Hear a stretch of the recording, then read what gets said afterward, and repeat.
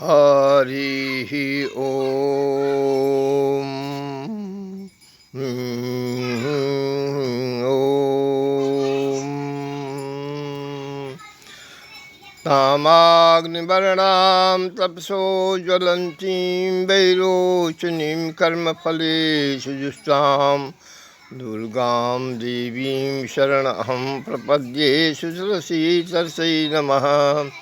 अपराधो भवत्येव तनयस्य पदे पदे कोऽपरः सहते लोके केवलं मातुरः विना केवलं मातुरः विना।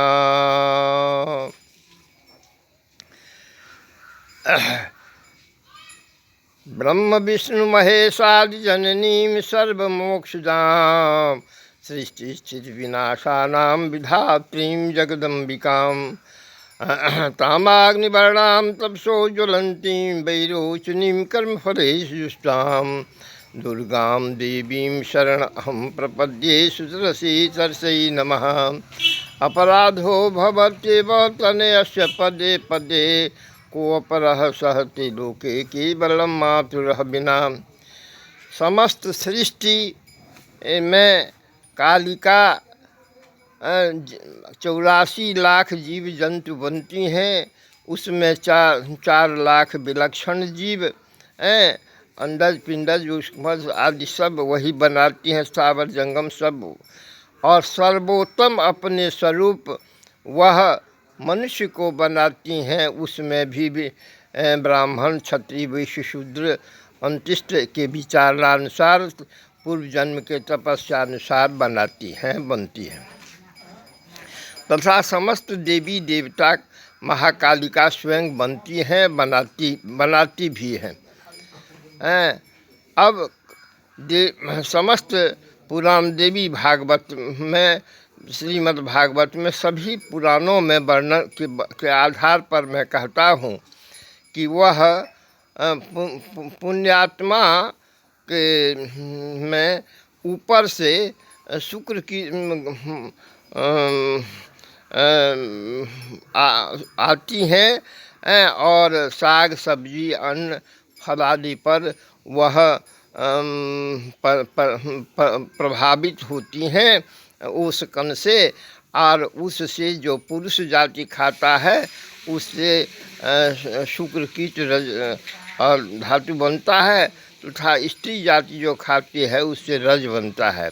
एक आयुर्वेद में भी वर्णन है, 101 मन भोजन से एक से रक्त बनता है, उससे 2.5 छटाक रजबीज बनता है। और मनु और शत्रुपा के समय से समस्त पुरुष मनु और समस्त स्त्री शत्रुपा ही हैं। और मैथुनी क्रिया प्रारंभ है, उस माध्यम से वह स्पर्श से पति पत्नी स्पर्श से, स्त्री पुरुष स्पर्श से जाती हैं। रजकण उसको 3 दिन में 7 आवृत चर्म बनाती हैं। और प्रत्येक दिन का वर्णन विस्तृत रूप में है, पढ़ लीजिएगा। तो वह बच्चा जब 7 महीने का होता है तो कल्प कल्पांतर जन्म जन्मांतर की सारी क्रिया का बोध होने लगता है। तब वह प्रार्थना करता है, छटपटाने लगता है। तब इसलिए हमारे यहाँ है कि उसको शांति करने के लिए 8वां मास में बहुत सी क्रियाएं करनी पड़ती है, संस्कार संग्रह कर लेना पड़ता है। तब वह शांति होता है। और तब वह दुर्गा दुर्गति नाशिनी भद्रे भद्रकाली से प्रार्थना करता है, माँ फिर मैं जो ये पूर्व जन्म में जो प्रायश्चित पाप किया हूँ वह नहीं करूँगा, मुझे ये नरक से बाहर करो। तब प्रसव वायु से 9 महीना 6 दिन पर पुत्री और 9 महीना 10 दिन पर पुत्र को बाहर करती हैं।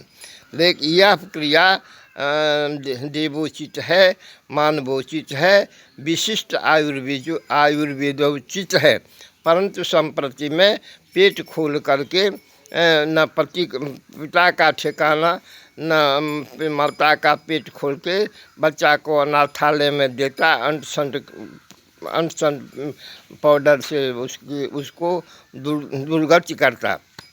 हमारे सनातनी वेद की वर्णाश्रमी में है कि जब ही गर्भ से बच्चा निकलता है तो मात्रा के 10 सोआ दूध भगवान विष्णु वितरण करना प्रारंभ करते हैं। जब वह बच्चा बल पुष्ट और पीना छोड़ देता है तो दूध भी नहीं गिरता है।